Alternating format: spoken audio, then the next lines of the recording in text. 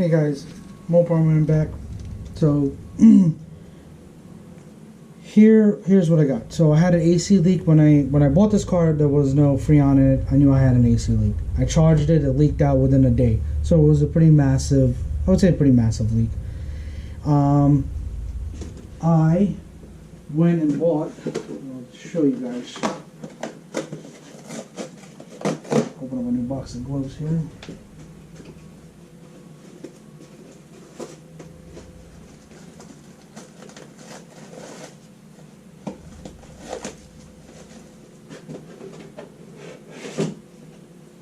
I went and bought what do you call it? A dye kit from AutoZone, and it worked really, really well actually. So I'm going to show you guys the dye kit.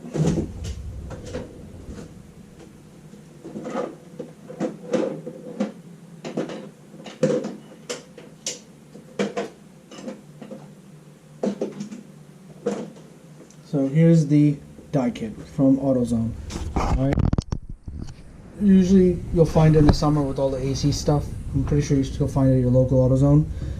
This top part, as you can see, screws off. This screws off. You fill it with that much dye. You don't need a lot. Put this top piece back on, and then you get one of those, one of the cans that they sell at AutoZone. Those Freon cans. You know, that you press a button and injects the system. And you plug this into the low side, plug the can into this, and as the can is injecting the Freon, it's also injecting the dye into the system, and eventually your compressor kicks in and starts circulating everything. But you want to get it enough so that it really circulates. So you want to do this with the car running, obviously, and then you drive around, go do what you got to do, run your errands, go to work, come back. And then they do also sell the glasses and the black light, but I ordered mine from Amazon, so it doesn't really matter as long as you just have a black light and glasses, and you can just use it to find where the AC leak was coming from. So I found where my leak was coming from. I pulled it out. I took out the seals. Now I got new seals here. I'm going to show you the part number. That is the part number for these big set of seals, and you can find the part number if you needed to. If you go to BAM Wholesale or any Mopar wholesaler online, you can put in your VIN number, find your car, go to AC, and you can look up these seals, or just ask your local dealer. And then these are the small seals that go on the, that are for the high pressure, I would believe, the high pressure side line, and that is the part number for the small seal. There, okay, because the small seals have a couple of different part numbers. I was lucky enough when I went to Dodge, the guy printed out the diagram, I pointed out exactly what I needed, and he gave me the right part numbers. So, with that being said, oh, and you really want to watch the dye, because it is dye, obviously. It will get all over you, your clothes. You don't want that, and you don't want it to stain anything. So I'm going to take you guys to the other side of the car. All this is on the driver's side.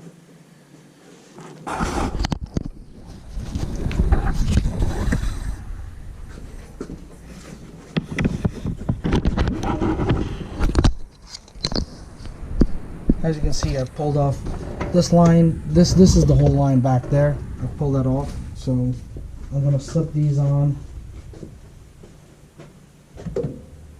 Okay.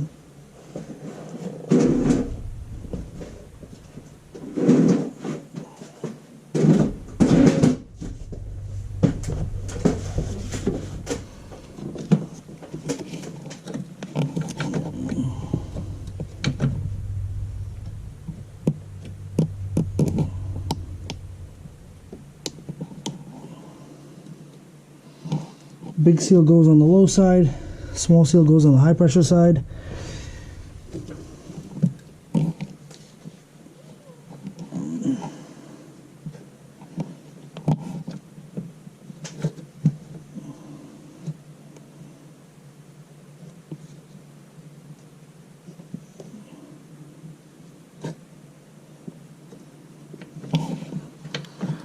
All right.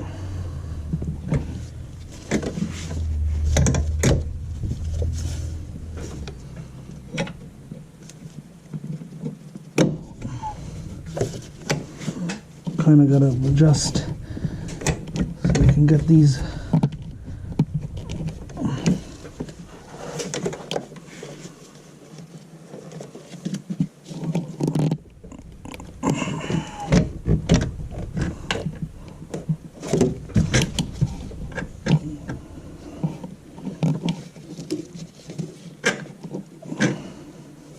Okay, obviously I have the nut that goes on this, so I'm gonna put that on. And when you're pulling, if you have to pull that out, you got to take the nut that's off over here, right here. You got to take that off. Pull this up and over this. This is flexible. Up over this, so you're able to pull the line out if you got to change those seals. That's how I did it, and it's been like that for a little while right now. Obviously, you can see I had bigger fish to fry with. An oil leak. So.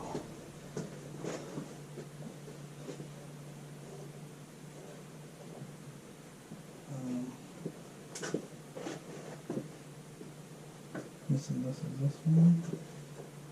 So, yeah, okay.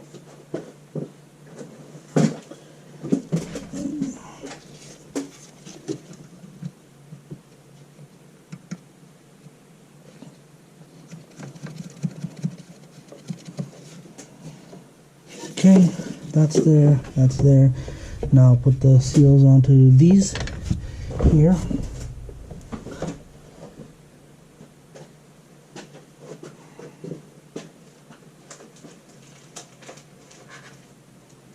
And since there was no Freon, there was no worry about it discharging or anything like that. So otherwise, if you are doing this and you still have a charged system, my advice, find a way to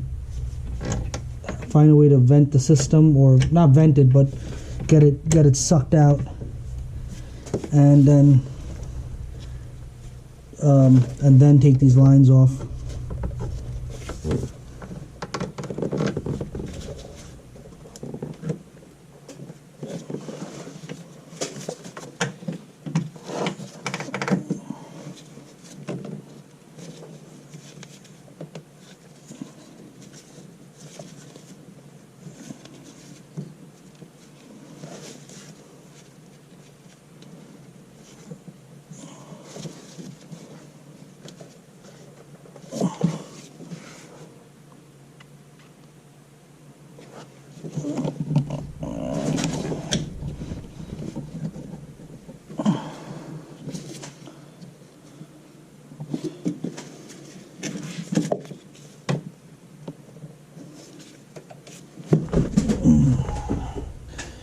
Alright, let me find the torque specs for you guys.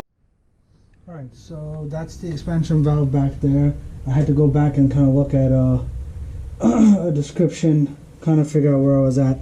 So it says that this bolt needs to be 23 Newton meters.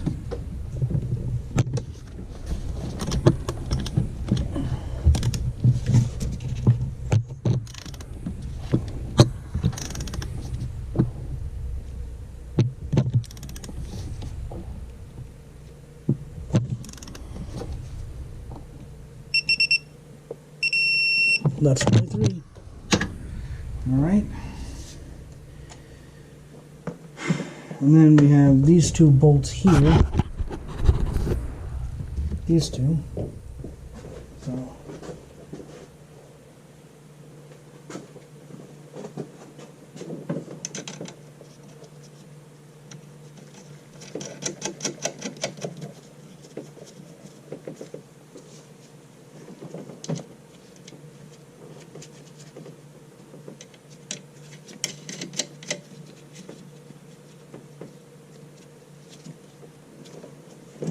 So these are, let's see,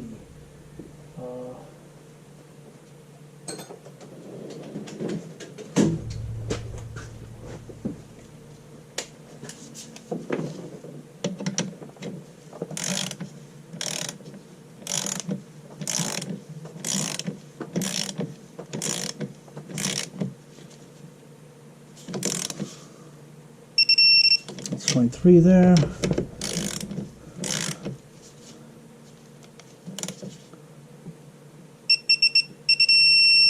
That's 23 there, and the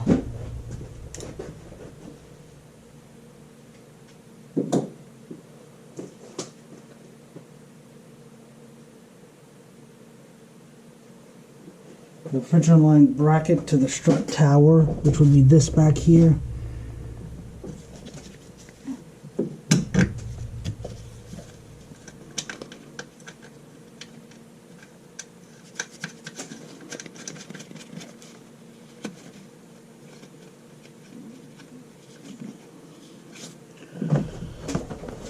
I believe that is a 10mm bolt nut, and it says it's 11 Newton meters. So I'll correct this here.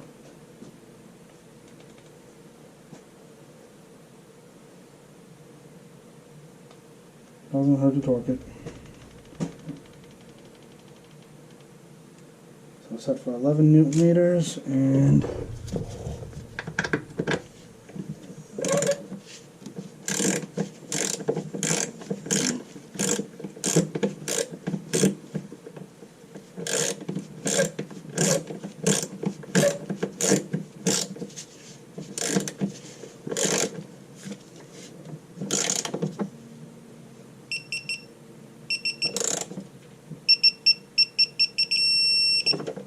it's 11.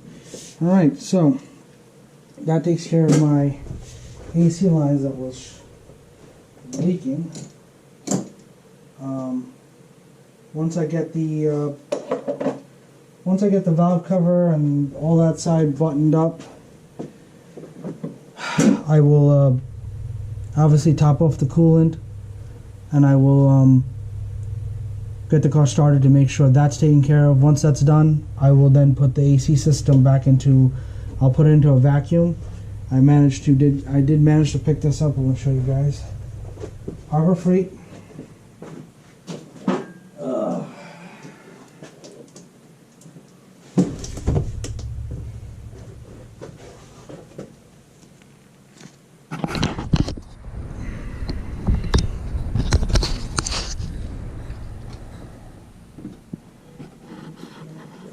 Harbor Freight vacuum pump. I'm going to open this up in a little bit. You're able to put oil in there and stuff like that, and can actually just put the whole system in a vacuum. So hopefully that everything is set